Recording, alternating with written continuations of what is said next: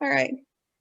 Hey, everybody. Welcome back to the Show and Tell Show. It's me, Nahani, from Haroni Museum with Genevieve Carter down there with her little Mickey Mouse white gloves. From Haroni Museum, Jan Gadsden and Nicole Jackson from over at Penetanguishene Centennial Museum.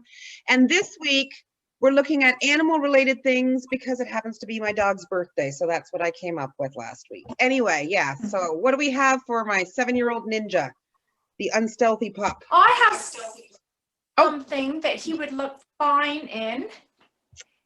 Oh, would and he? It is, I'm trying to hold this up delicately.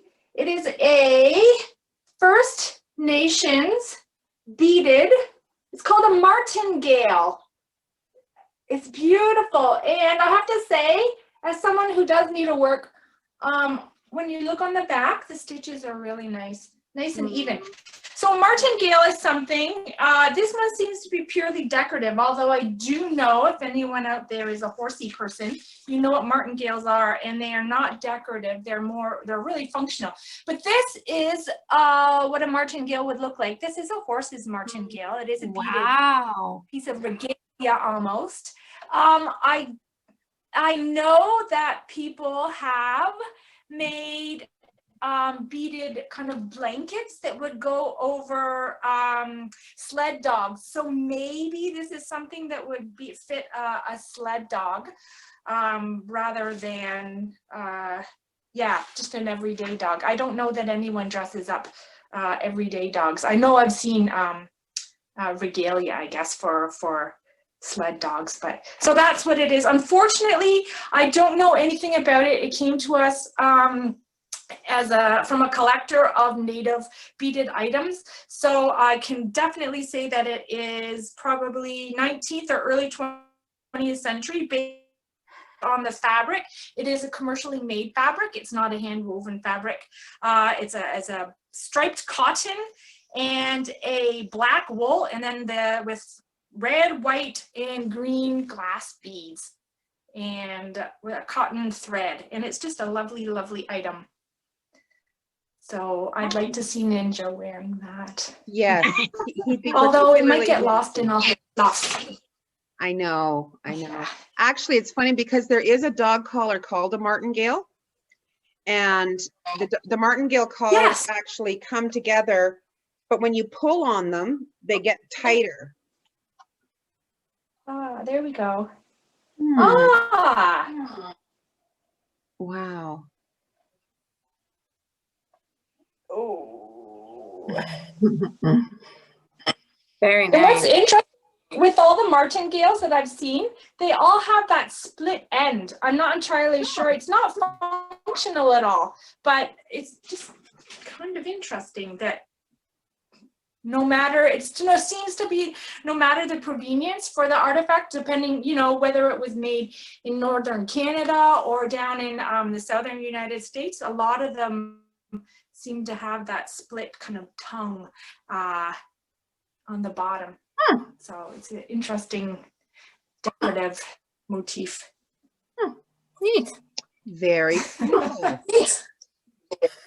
Awesome. So what do we have over at Penetanguishene Centennial Museum, pet or animal related? Well, what we have is our own little pet that we have here who doesn't need to be fed. He doesn't need to be walked, but he is a dog all the same. And here he is.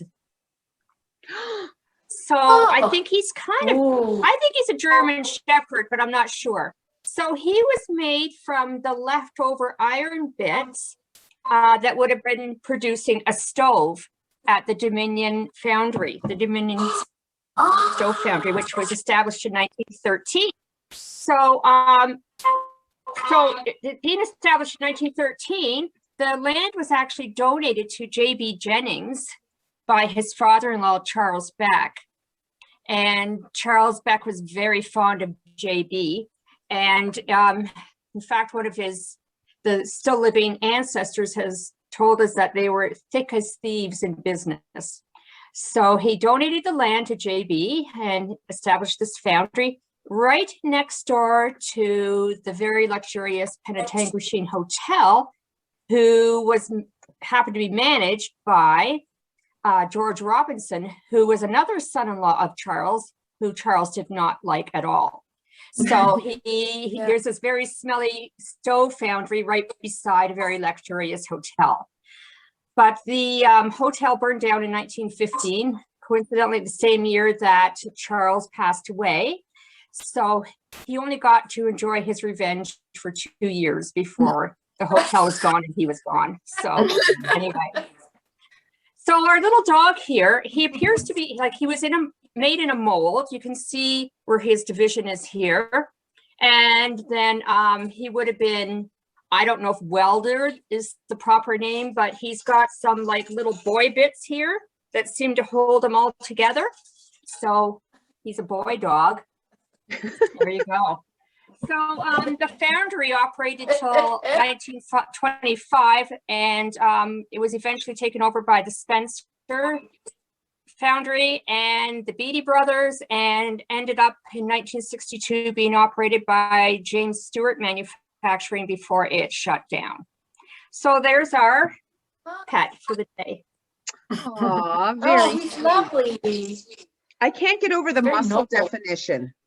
I know, isn't it amazing? He's a very strong dog. He That was a is. working dog. Despite Wow. eating nothing, he still looks this good. That's Yeah. Do amazing. you know, was that a one-off, or was that something that they regularly made at the foundry, or was that just something that was I made think it was a regularly made thing that to reuse the drippings, they would have these molds. Yeah. To establish a would- mold. Yeah. Yeah. And then they would sell them, and it's, you know, it's a way to, I guess, okay. make a little bit more money off of Yeah. your factory. Yeah. But they weren't widely produced. But Do you have other examples of things they've made, like from the drippings? no, we just have that. Just the So I'm not puppy. sure. Yeah. We're not We sure if have- there's other Yeah, molds. we have, yeah, like we have a stove and things like that, but he's the only guy. Yeah. Yeah. Yeah. But it's neat. Who knew that you did that, right? That you Yeah. would build these little Well, little The takeaways iron, from drippings. yeah, I guess the iron would take all day to come to the proper temperature before it could be poured. So it was a full day to make probably, I don't know how many stoves you'd make, but probably not many in a day when you're waiting all day for the iron to be hot enough to pour. And then 2 men would carry this load of heated iron over to pour it down the spouts of the molds for the stoves and such. Yeah. Which would have been massive molds. Are any of those molds still in existence? That's what we don't know. We don't have any in our Yeah. collection. No, I was just wondering. Wow. Because that's the kind of thing, it's like, Yeah. oh, that's that big thing that we have in our storage area, Right. right? Oh, yeah. Like, it's super yeah. important, but my God, it's huge and I have to walk around it. Yeah. Yeah. We have a lot of different large stoves from from the Yeah. Spencer. They used to make the big stoves for the lumber camp. So we have a massive stove that Yes. they made for the lumber camp. It's a but wonderful one. Yeah. Yeah, that's too, nice. too big to show on Zoom. And heaters, so like smaller, like pot belly heater Potbelly. stoves. And, yeah. Yeah, that's what we have. We have just a tiny one, I think, from a ship. Yeah. Not very large. Yes. Yeah. Yeah. Okay, so what's our challenge for next week, Penetanguishene Centennial Museum? All right, so because May is Museum Month, Dun, dun, dun. we thought we'd go with a theme of anything that starts with M for Museum Month. Mm. Okay. Anything that starts Okay. with M. M. Okay. We can do that. We got that. All right. Well, thanks again for joining us, everybody. We'll see you all next week on the Show and Tell Show. Bye. Bye. Bye.